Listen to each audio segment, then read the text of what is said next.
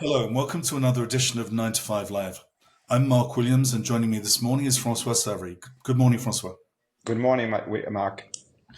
I'd like to talk about small caps in a minute, small and mid caps. We'll get to that in a few minutes. But first of all, I'd like to talk about the Fed. Jay Powell is making a speech this afternoon.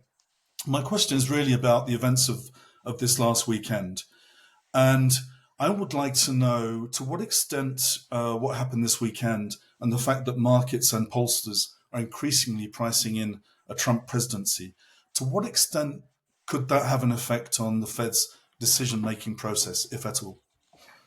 It could have an effect because in terms of the policy of Donald Trump's, when you look at what are the main measures that he proposed, they are first, the continuation of the tax cut that he promoted in 2017, extension after 2025, and the second one is the increase in tariffs that would affect the world economy. Both measures means in a way that inflation could be higher for longer because both the tariff and the huge fiscal deficit are inflationary by nature. So it could in a way restrict the ability of the Fed to cut interest rates. Nevertheless, you need to keep in mind that those kinds of measures are medium to long-term measures. And they will not have an impact in the first months of the presidency of any president. So it means that the Fed need to focus on short-term elements, and short-term elements are more important. Inflation is receding and economic activity is slowing. The way we can consider is the best way to look at it is the fact that the employment market is cooling down. The Fed, okay, leaving aside political things in the US now, the Fed seems to be satisfied with the way inflation is going. In fact, Jay Powell has made some recent comments on that, quite positive comments that pleased the market quite a lot. What did he say, and how would you interpret that? First of all, he said that he is satisfied and he's not the only one who expressed his satisfaction. You had other members of the Fed and voting members of the Fed who expressed last week their satisfaction to see inflation coming down. We had two positive numbers in terms of inflation in 2 months in a row. So this is something that is very positive. How did he express that? He said that the Fed does not necessarily only focus on inflation. They have a dual mandate. So they need also to look at unemployment and they need to look at what is happening on the employment market. And he said that there are some signs that it's cooling down, it's normalizing, and that we have something that is positive down the road.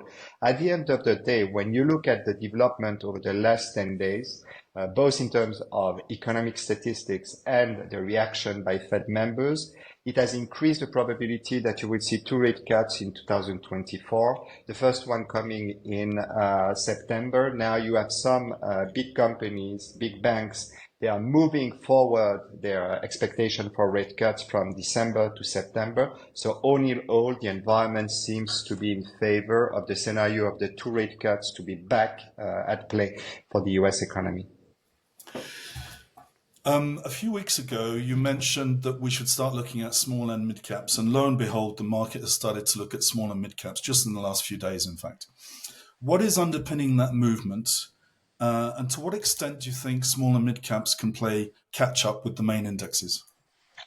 I think that the main culprit for this development is the fact that last week you had a strong fall in interest rates. And long-term interest rates went down quite significantly. They finished the week at 4.18, mainly due to statistics and those kind of things. So it is supporting, in a way, the small and mid-cap catch-up that we are experiencing. Nevertheless, you need also to add to this analysis the fact that the scenario that the market is pricing is that you will get a soft landing. It means that the interest rate cut that the market is pricing is not connected to a risk of recession. It is connected to the fact that the soft landing scenario is materializing. So there is a huge valuation gap. There is some kind of desire by market participants to extend the rally out of the artificial intelligence companies. Small and mid cap are the best way to play in a way. And it's not only the fact that small and mid cap have performed better lately. It's also the fact that the S&P equally weighted last week performed much better than the market cap weighted. So it tells you that there is a will by the market to try to play the extension of the market out of the big 7 companies that led the market over the first half of the year. All right, talking about the broader index now, the S&P 500, for instance, as an example, earnings growth estimations are nearly 9% for the second quarter. It's huge, and I wanted to ask you if that does surprise you, and to what extent is that sustainable, given that the US GDP does seem to be cooling down a little bit, and markets are expecting the government to start reining in their spending to some extent, hopefully. I would say that it's both surprising and not surprising. Why is it surprising? It's because, as you mentioned, the economic activity is slowing down. What the market is looking at is the broadening. What they expect is that earnings, which are mainly being driven by the 7 magnificent stocks, is going to broaden. And this is something that is key. And this is the reason why this earnings season will be very, very important. And the fact that this week will be the first real week of second quarter earning season is very, very important. You need to take a look at what the companies are going to tell you. You will have Netflix, you will have Johnson & Johnson this week in the US, you will have ASML in Europe, you will be ABB, you will have Novartis, you will have TSMC. All those companies now you need to take a look at the numbers and the guidance and to see if really those 9% that you mentioned are sustainable and is a reasonable expectation. I think that for the time being, if you are in a market environment where there is a soft landing and not a recession looming, it is feasible that you will see the development of those numbers. Let's come to potentially the only dark cloud on the horizon. The yield curve has inversed recently, and in fact, it's starting to steepen as well. To what extent does that concern you? The yield curve has inversed for quite a long time. You know, it has been one of the big mystery in the history of this economic cycle, because this is usually a forward-looking indicator of an economic recession. It did not work over the last 2 years. And the people who were looking at the inverted yield curve as a sign that the US economy was going to go through a recession were completely wrong. What is interesting and what you mentioned is the steepening of the curve. I think that the steepening of the curve is a steepening that happens by the short part of the curve and not the long part. And this is a steepening that is quite interesting. One of the big questions is, do you want to follow this move, which is that the performance of short-dated treasuries perform better, or do you want to play the duration?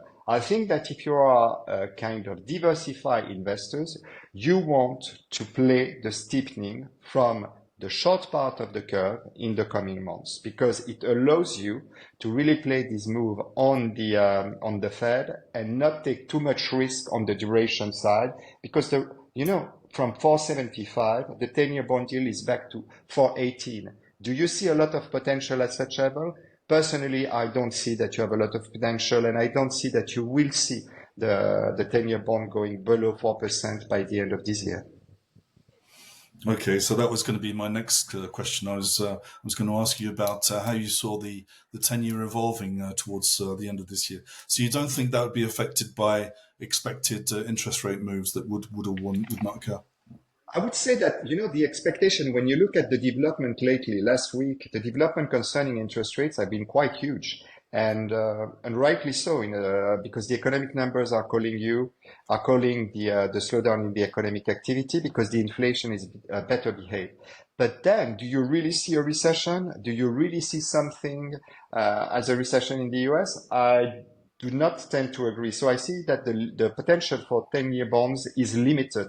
Moreover, as we mentioned at the beginning of this recording, don't forget that the election is still a key issue for the bond market.